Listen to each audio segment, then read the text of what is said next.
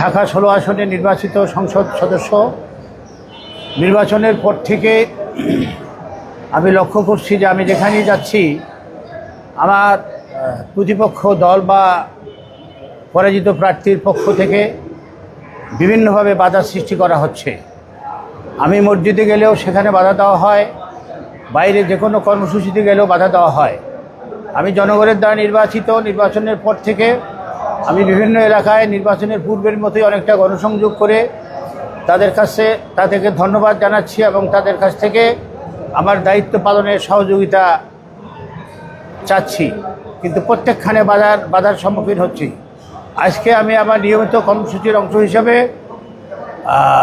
রূপনগর থানার চলন্তিকা মোড়ের পূর্ব পার্শ্বের মল্লিকা মসজিদে আসরের নামাজ পড়তে এসেছি।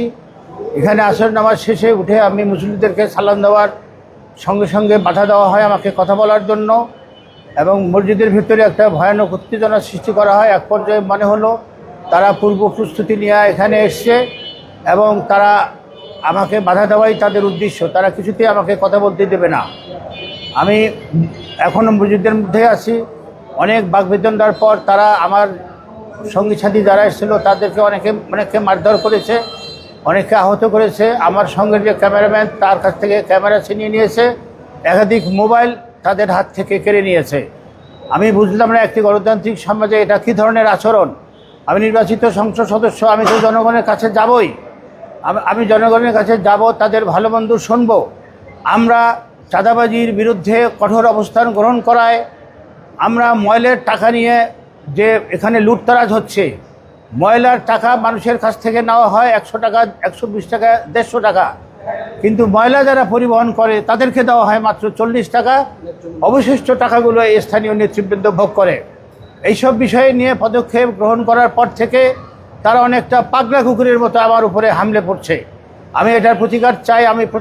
আমি প্রশাসনের দৃষ্টি আকর্ষণ করছি। আমি একজন নির্বাচিত সংসদ সদস্য, প্রশাসনের উচিত আমার নিরাপত্তা বিধান করা। আমার সঙ্গে আজকে পুলিশ ছিল, কিন্তু সে পুলিশের আচরণ মোটেই সন্তোষজনক ছিল না। পুলিশ বরং আমার সঙ্গী সাথীদেরকে নিবৃত্ত করার চেষ্টা করছে, যাতে তারা আরও সুযোগ পেয়েছে। আমার পাশেই যে একটা ছেলে আছে তাকে কীভাবে আঘাত করা হয়েছে, তার সমস্ত শরীর ক্ষতবিক্ষত করে ফেলা হয়েছে, তার জামা ছিঁড়ে ফেলা হয়েছে, তার মোবাইল ছিনিয়ে নিয়েছে। এটাকে একটি গণতান্ত্রিক সভ্য সমাজের কোনো নিয়ম হতে পারে?